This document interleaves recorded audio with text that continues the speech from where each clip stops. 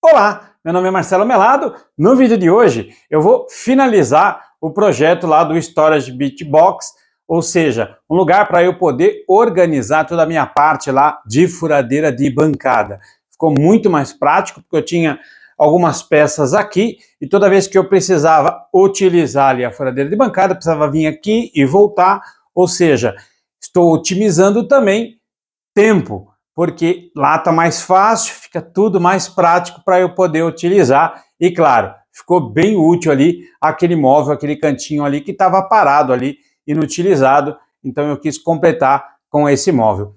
Eu utilizei diversas técnicas, trilho telescópico, fiz os trilhos com madeira, ou seja, independente do que você tenha, dá para fazer, dá para executar um projeto e deixar ele bem bacana ali, bem utilizável.